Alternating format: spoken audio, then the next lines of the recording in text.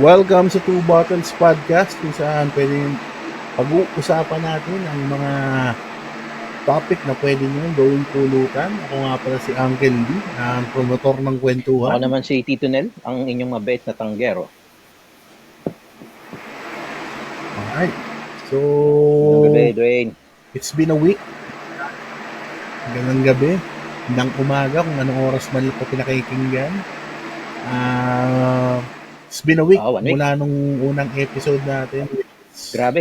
1 week agad. Bilis ng oras. Kaya nga. So, maraming sa mga nakinig sa atin ang nagtataka. Bakit pa ba tayo gumawa ng podcast? Tito Nel. Oo nga, Uncle D eh. So, Bakit nga ba? medyo naghingi kasi tayo ng feedback sa mga kaibigan natin. And ang sabi nga nila is medyo, we came in too strong. Wala tayong intro, banat agad. Blitzkrieg na hindi pinagplanuhan. Oo. Pero, yun nga. So, bakit nga ba tayo nag-open ng podcast? Tito Nel. Wala, trip ko lang. Ikaw ba? Hindi. Hindi, kidding aside kasi pare, di ba? So, Uso ngayon yan eh. Uso ngayon yung mga yung mga podcast eh. So, di ko alam, baka mamaya matagal na pala siyang uso, ngayon ko lang nalaman. actually, ang... so, ito nga. So, bakit ba tayo gumawa ng podcast? Kasi, simple lang naman. Marami tayong opinion na gusto natin marinig ng ibang tao. Tama. Merong seryoso, merong mababaw. Pero, madalas kasi, kapag binibitawan mo siya sa comment section, hindi napapansin. Ngayon, may kakaroon tayo ng sarili nating platform para ipakita sa iba or marinig ng iba kung ano ba talaga mga opinion natin sa mga bagay-bagay. Tama. So, kaya natin ginawa to. Kasi, kung meron man tayong matinong gustong sabihin, hindi siya matatabunan. Meron tayong sariling programa, meron tayong sariling platform na mapapakita natin sa mga netizens kung ano ba ang opinion natin. So, may nagtanong, Tito Nel, bakit nga ba may silbi ang opinion natin? Sino nga ba tayo? I-reveal na ba natin yung katauhan natin sa kanila, pare?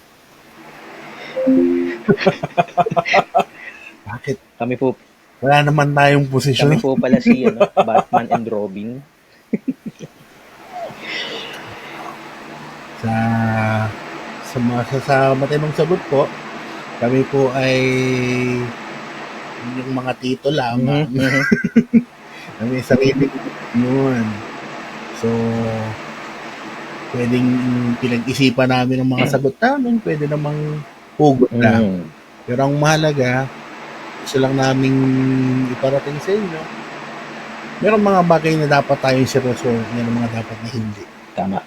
So, kung nakikinig man kayo ngayon, gusto nyo makakita ng mga seryosong bagay-bagay, sasabihin naman namin kung seryoso kami. Yes, tama. Saka tingin ko, entitled naman tayo with our opinions. Ang pinagkaiba lang, ito, ginagawa natin sa podcast. Kasi somehow, educationally, siguro, kahit pa paano, meron tayong say when it comes to politics and society. Pero ang pinagkaiba kasi ng podcast natin, di ba, Uncle D, hindi lang tayo to. Kasama natin yung mga nakikinig. Kasama natin yung mga magkokomento. Oo, at meron tayong mga pwedeng makausap paminsan-minsan na makakapagbigay at mas may kredibilidad. Yes. That's so to say na they have the proper credentials na pwede natin i-tap in. Tama. Pagka kailangan natin ng mga seryosong usapan. Yes. Tsaka yun nga. So, pwede nating i-present dito yung different point of views coming into different parties ng iba't ibang issues na makikita natin. Magaan, mabigat na issue, politika, Mm. showbiz, sports. Hindi tayo expert, pero yun nga, abangan nyo lang. Meron tayong mga makakausap na na may say din dun sa mga topics na ikatakal natin. Oo. So, sa ngayon, kami mga host lang kami dito. Oo. So, wala credentials Mga dito. lang tayo dito. Diploma meron, Manguurat pero lang. credentials wala. So, Uncle Nel, Tito Nel, ano bang latest na balita natin ngayon? Madami tayong balita ngayon na na nasasagap sa TV. Isa sa pinaka maingay yung yung kay Senator Risa Hontiveros, yung anti-teenage pregnancy na bill niya. So, ikaw Uncle D, ano sa tingin mo ang take mo diyan or opinion mo sa matter na yan? Alam mo, feeling ko, before natin simulan mo, provided na we're at the age na hindi na tayo kasama dyan.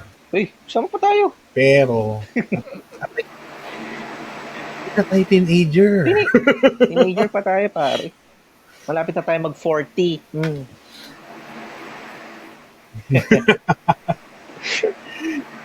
Pero actually, involved pa rin tayo dyan kasi meron tayong malapit na mag-teenager. Yes. Totoo. Diba? Meron tayong mga magiging teenager sa hinaharap yan. Na kailangan maging aware. So, to be honest, hindi ko pa nare-research yung buong content ng bill ni Senator Risa. Pero based sa mga nababasa ko or mga feedback before, it's very similar dun sa mga previous na ni-raise regarding sa ang tawag doon? Sex education. Tama. So, bakit nga ba importante yung Tito Nel? Siguro importante yung sex education para malaman mo kung ano ba yung mga dapat iwasan, no? Religious kasi yung natin, bansa natin eh. So, parang tabu na na bawal pag-usapan, hindi yung tabu na ginagamit sa CR. So, tabu topic siya. Pero siguro oras na para buksan ng ng mga tao yung isipan nila dito sa sex education. Ikaw Uncle D, may tanong ako sa iyo sa mga napapanood mo. Gaano nakabata yung pinaka alin? Oh. May pinanonood ko sa ano ba? Hindi namin yung tanong natin. Anong pinanonood ba yan? Diba? Hindi. Ibig ko lang sabihin, sa mga napanood mong balita or documentary, ilang taon na yung pinakabata na nanay na nakita mo or napanood mo o di kaya tatay? Actually, hindi mo kailangan ng documentary para dyan eh. There's a lot of records, especially dun sa mga probinsya, na meron nagiging nanay or tatay at as early as 12, as early as they hit puberty eh. Diba? Kasi there seems to be they're lacking dun sa sense na ano ba nangyayari kapag nagsisiping yung babae at lalaki. So, medyo kulang sila especially dun sa part na kung normal ba yung ginagawa nila na yun or ano yung mga proper repercussions. Lalo na kung walang internet sa kanila, hindi nila ganong nakikita. Tama. Kung mga information, di ba? Hindi nila napapanood yung mga tamang balita. Proper guidance kasi din talaga dapat. At saka information. Iba rin kasi yung panahon ngayon na lahat accessible na eh. Di ba? Yung rectangle na hawak mong cellphone, nandyan na lahat eh. Panahon namin. Oo nga, dati pupunta pa kaming Quiapo para lang makapag-explore ng Patago pa yun, pare. Naranasan mo ba yun? Mga bigla nangangalabit, no? Oo. Ay, hindi. Iba yung tinutukoy Tapos ko, bibigyan Brad. ka ng... CD lang ako, Di! CD. Sa loob ng mall. Oo nga. Yung mga nangangalabit, tapos bubuksan ka ng album Ah, nila ng oo. mga CD. Meron pa yun dati, tumpok-tumpok, Tapos 20. uuwi ka na lang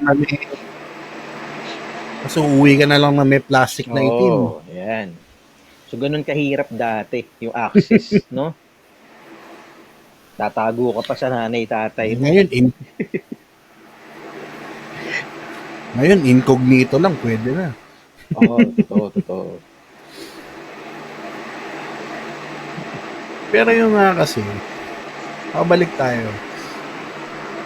Sa tingin mo ba, kailangan ko? Oo, kailangan. Ano sa tingin mo matutulong nito? Ako personally, ako tatay na ako, yung anak ko, kung dalaga na yung anak ko, 11, pero may period na yun eh. So, kung hindi ka pa nagiging tatay, medyo iba yung perspective mo, pero dahil ako, tatay na ako, mas maganda at mas gusto ko na malaman na ng anak ko kung ano ba yung dapat, hindi dapat, at ano ba yung mga nagbago sa katawan niya.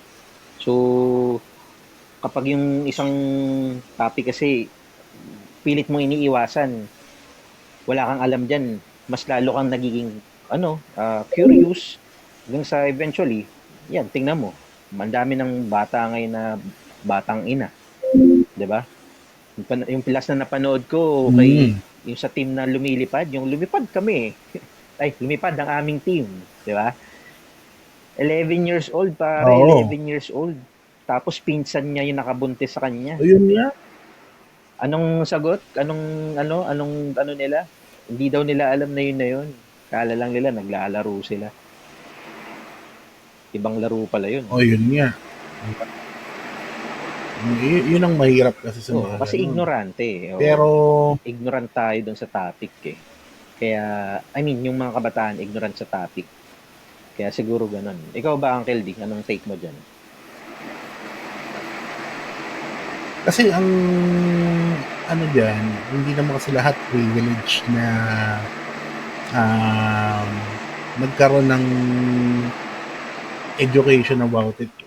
Kasi even before, even included sa curriculum, kung nung panahon kasi namin, hindi ko sure, hindi ko lang kung sa public school ba natutuko sa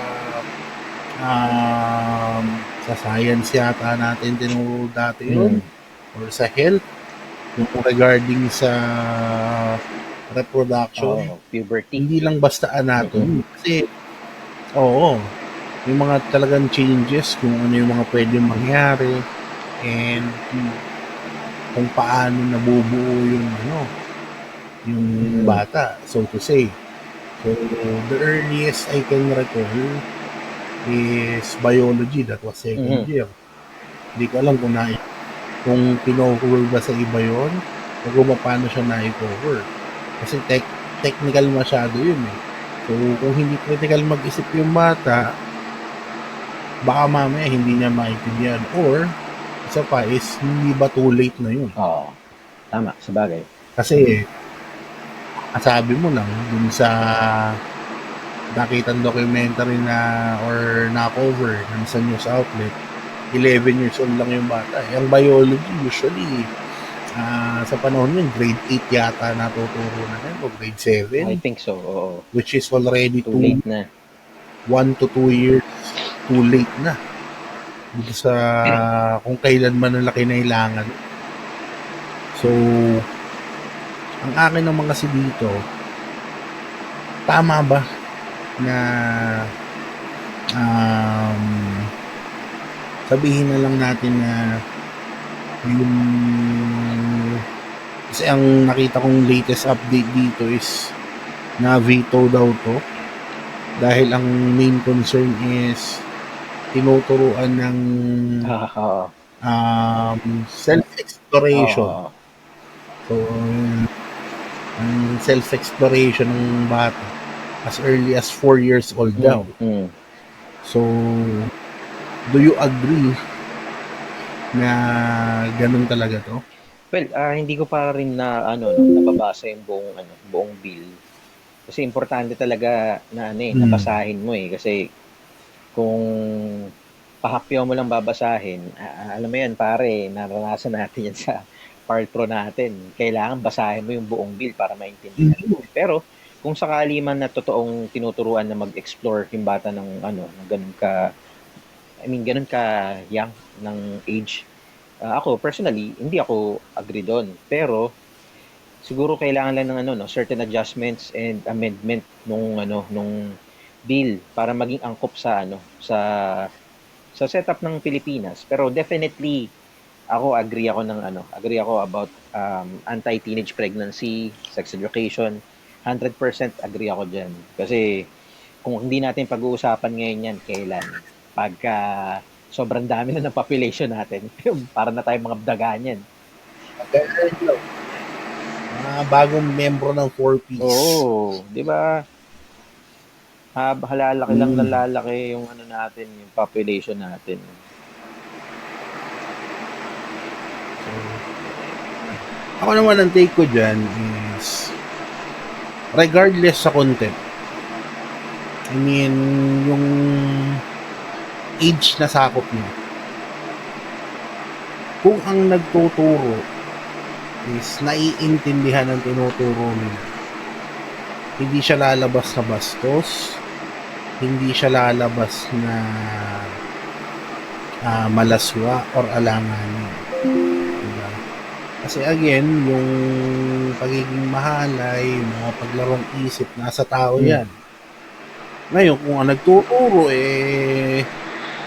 maano ang malikot din ang isipan at hindi naka-align kung ano ba yung objective ng itinuturo niya na yan, mali din yung makukuhang message Tama. ng bata. At ito pang isang kinakatakot ko dyan. Kasi remember a few weeks or a couple of months back, yung teacher na pinakasalan yung Estudyante niya. estudyante niya. Oo, di ba? So, ano yun? Anong grade ba yung bata na yun? Parang hindi pa yata Wala pa, hindi pa graduate ng high graduate. school. Almost teen pa lang yung ano niya. Or tama, teenager na ata yung bata din. Teenager naman. Pero ang akin lang kasi is, minor pa rin yung bata. So, let's say, kung yun yung teacher na nagtuturo ng sex ed, anong linya din sa estudyante? Pag di nyo naintindihan, papakita ko sa inyo mamaya. Ganun ba yun? Yun yung dapat na ano, no? Yun yung mga dapat Diba? isi-safeguard ng ano, nung batas na yan. Kasi again, sa kahit anong patakaran, kahit anong regulasyon, kung ano pa man, ang nasa isip lagi natin yun, kung sino ba yung nandun na nag-i-implement? Sino ba yung nakakasiwa niyan? Kasi sila yung unang-una dapat maging maayos. Pangalawa, sila yung dapat accountable sa mangyayari sa ganyan. Totoo. So, imagine mo kung groomer pala yung teacher, tapos siya yung magtuturo. Oo, siya yung groomer niya. Tiba-tiba parang yung na-share mo sa akin last time, di ba? Tiba-tiba si sir, tiba-tiba si ma'am. Pero mas marami. Ito pa, ano, no, Uncle Dino, ano lang. Pero hindi ko naman sa nilalahat yung mga teacher. Mga napabalita. Tsaka yun nga, ang tawag dito, aside from sa nagtuturo, hindi ko lang alam kung meron ding ano, kasama din sa bill yung ano, no, yung participation ng parents. Kasi ang mga bata, ilang oras lang sa school. Tapos, yung karamihan niya nasa bahay na din. So, siguro, ano, no, mag-aano din dyan, mag-play into factor din yung, ano, yung involvement natin bilang mga magulang. So, more than anyone else, tayo yung, ano, no, yung isa sa dapat talagang mag-guide, magbantay, magturo sa mga anak natin. And dapat talaga, yung mga magulang, ano din, active din sa anong yan, sa bill na yan. I mean, hindi ko naman sinasabi na ano, no, pag-aralan niya yung batas, pero yan yung ano eh, yan yung mga I mean, dapat pagtuunan ng pansin talaga eh. Kasi connected yan sa lahat eh. kaya nga natin hindi binasa yung bill muna, di ba? Kasi gusto natin magbigay ng opinion Mhm. as a parent, Yes. di ba? So, kung gusto natin kilatisin ng gusto to, edi we'll have another session ba yan. Pero as of now, we are providing yung stance natin dito Mhm. as a parent, as a concerned citizen. Hindi naman siya yung pinaka-technical mismo. Oo. Pwede naman natin siyang balikan next time kung meron bang mababago dito. Total, na-veto na to. Oo. So, magkakaroon ng mga amendments dito. Then, saka na lang nasiguro natin tingnan kung magagawa natin siya na as in technical Yes. breakdown. Oo. Pero for now, yun ang stand natin. Mhm. Tsaka yung ano, mga nanonood sa atin, mga katagay natin dyan, kayo ba? Comment lang kayo sa ano, no, sa video kung ano yung take nyo dito. Tingin nyo ba? Mas okay bang turuan sila? O teacher ang magturo? O teacher at magulang ang magturo? Diba? O, ang problema kasi dito, aminin man natin, nung sa edad niya na, ngayon, sa edad ng anak mo, brother, naturoan ka ba ng magulang mo? Ako, honestly, hindi ah. Hindi. Kasi 1987 ako eh. Pakikat Ano? ng date pare ah. Pero kasi nung panahon natin, tabu. Kung ngayon nga, tabu yan eh. Lalo na dati. No? So wala, never akong tinuruan dyan. Millennials pa naman tayo. Hindi pa naman nakakahiya yung edad natin. Oo nga, millennials nga pala So, tayo. No? So, yun nga. Di ba? Panahon natin, hindi nga napapag-usapan yan eh. Paano kung walang internet, kung hindi dumating nga agad ang internet noong panahon natin? So, nagkaroon ng posibilidad na isa tayo dun sa mga binatang ama. Oo, maaari. Kung ano direction tayo, di ba? So, nagkaroon tayo ng environment katulad ng mga sa iba na hindi na-focusan yan. Kasi, tulad nga na sinabi mo, I had the same experience naman at that age, especially nung high school ka. Doon mo kailangan yan eh. That's when puberty starts to kick in, hormones and all. So, hindi mo alam kung ano ba yung nangyayari sa katawan mo. Nagkakaroon ka ng attraction sa opposite sex. Nagkakaroon ka ng kung ano nung buhok tumutubo sa katawan mo. Changes anything sa utak mo, sa katawan mo, and anything. Tapos, wala kang proper explanation kung ba't nangyayari yun. Iintay mo pa matapos ka ng first year high school. Paano kung hindi ka nag-high school? Oo, tama. Diba? Paano kung umabsent ka nung tinuro yun? Diba? Nagkasakit ka nung week na ini-explain yun. So, kailangan talaga. I mean, as a parent, ikaw, especially sabi mo, magdadalaga na yung anak mo. Ako sa akin naman, matagal-tagal pa. Pero, gano'n na rin yun. Malapit-lapit na rin yun. Halfway na eh. So, kaya ba natin ipaliwanag sa kanila? Kakayanin. Mahirap, pero kakayanin. And dapat kayanin. Kasi dapat it's awkward. Very awkward talaga. Oo. Lalo na kung tayo ang magpapaliwanag sa anak natin babae. Pero mas mainam na. Dahil mas alam natin kung paano mape-produce yan. Diba? At saka ano lang bro, mga simple-simpleng sita, simulan mo sa ganun. Ako lagi ko yan, kunyari makikita ko siya kumakain sa baba, nakaupo sa sopa, tapos iba yung forma, lagi sisitahin ko yan, George, paa mo, George, upo mo. So, George ha, babayan ako pero George ha.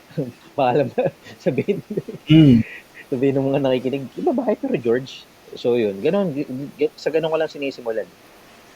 Sita-sita lang ng paunti-unti. Okay lang naman. Kahit lalaki pa yan eh. Tapos, gustahin mo rin.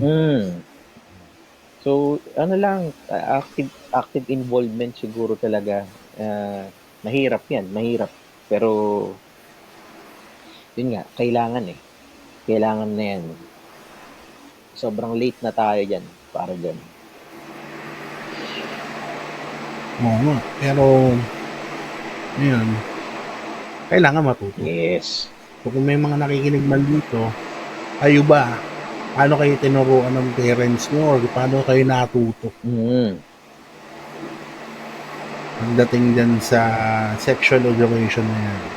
So, again, for sexual education, hindi lang to puro pakikipagtalo. It's all about the entirety of it, mula sa puberty hanggang sa pregnancy. Yes. Mga changes sa'yo. So, yun lang naman.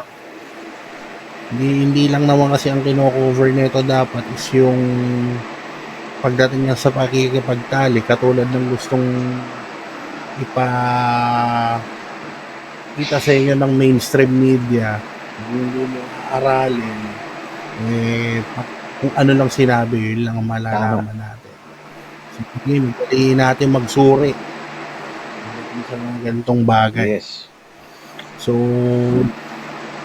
yun lang naman.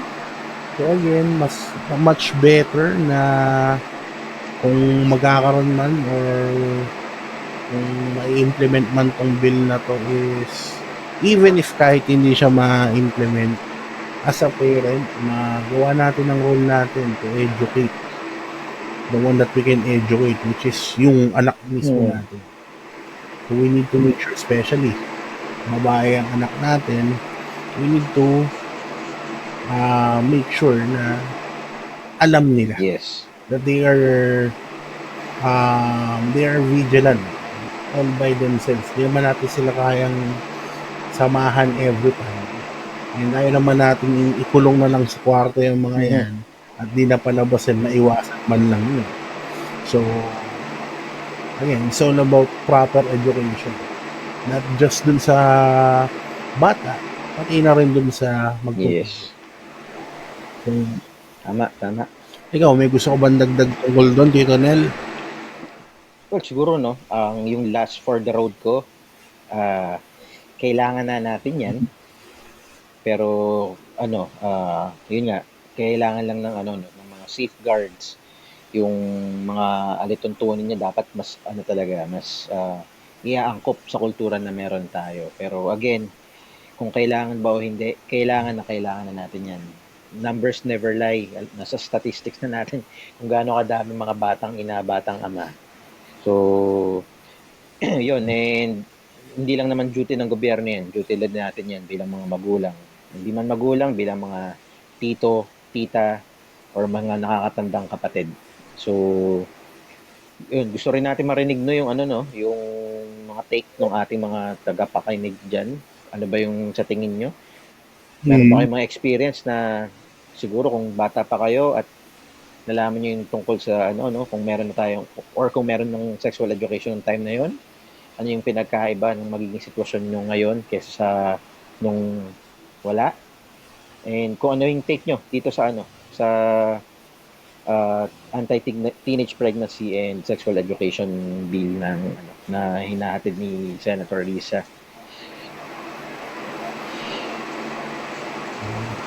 So, yun nga, parang may kino-call out ka doon, Brad. Meron ko bang pinagsasabihan na nakabuntis na maaga siya? Uy, wala pare. Ikaw ba, ilang taong ka bang naging ama? Trend na ng Brad. Diba? Ako 25. 25 ako.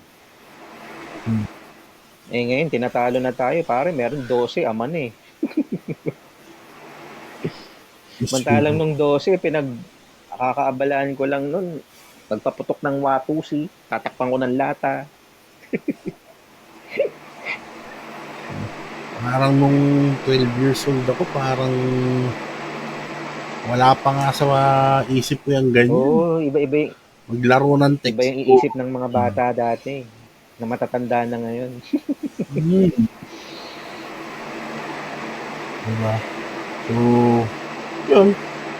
So, yun lang muna tayo.